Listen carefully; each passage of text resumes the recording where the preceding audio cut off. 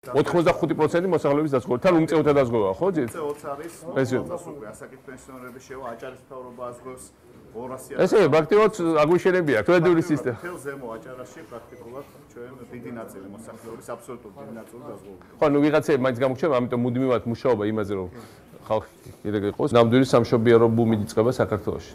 სადაც ჩავდივართ, ყველგან არის ძამბეში და სტატისტიკას რო უყურებთ, განსაკუთრებით 2008 წლის შემდეგ დაიწყო, არ ვიცი, მოახდინა ფსიქოლოგიური გავლენა თუ არა, მასშტაბური შობადობა. ვიცოდეთ, რომ ამ დაპირებას შევასრულებთ, ეხლა საკუთარ თვალებს და არ უჯერებთ და ყურებს, რომ მართლა ამ დონეზე შესრულთ.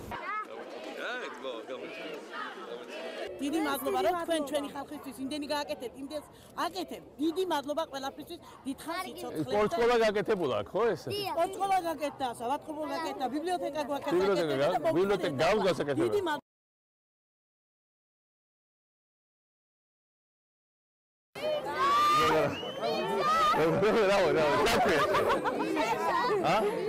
დაგვარი ხარ?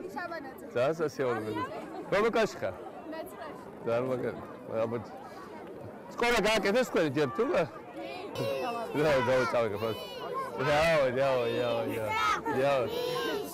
შენ რა ქვია? დაჩი. ჩემოდე პაციენტები? კი, ყავს უკვე. ოპერაციის მოსახლეობა დაზმული ყავს, კი? კი. ამ პრინციპში ჩამბერი კვალიფიკაციის მან ხო რაღაცა არ მოდიოდნენ უბრალოდ პირობები არის რატომ უნდა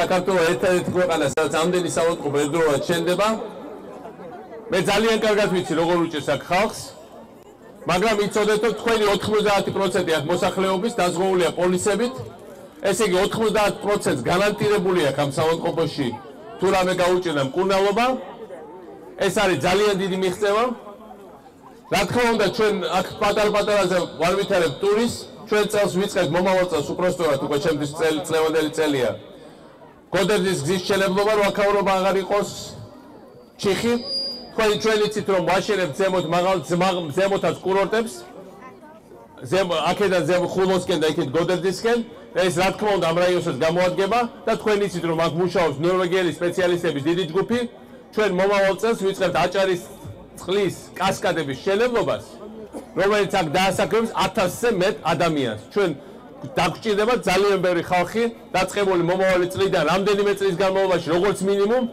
ჩვენი ჰიდროელექტროსადგურების შენებლობაში აჭარაში. მე მინდა უთხრა ყველას, იმიტომ რომ ზოგიერთმა პოლიტიკურმა პარტიებმა ატეხეს ერთი ამბავი, რომ ჰიდროელექტროსადგურები არ უნდა ავაშენოთ. თურმე ეს ეკოლოგიას ანგრევს. ჯერ ერთით, მთელი შვეიცარია არის ტბები და ვინ თქვა, რომ შვეიცარიაში არის ცუდი ეკოლოგია. მთელი ნორვეგია არის ჰიდროელექტროსადგურები და ნორვეგიელებს არ უყვართ თავისი ეკოლოგია. თუ ისჯობდა ჩაბნელებული, გაღატაკებული საქართველო. ჩვენ გავაკეთებთ ყველაფერს, რაც არ მხოლოდ არ დააძიებებს ეკოლოგიას, არამედ კიდევ უფრო დაამშვენებს ჩვენ ქვეყანას. ჩვენი მთავრობა ეს არის აღშენებლობის და პროგრესის მთავრობა. ერთი დღე არ გაჩნდება აღშენებლობა.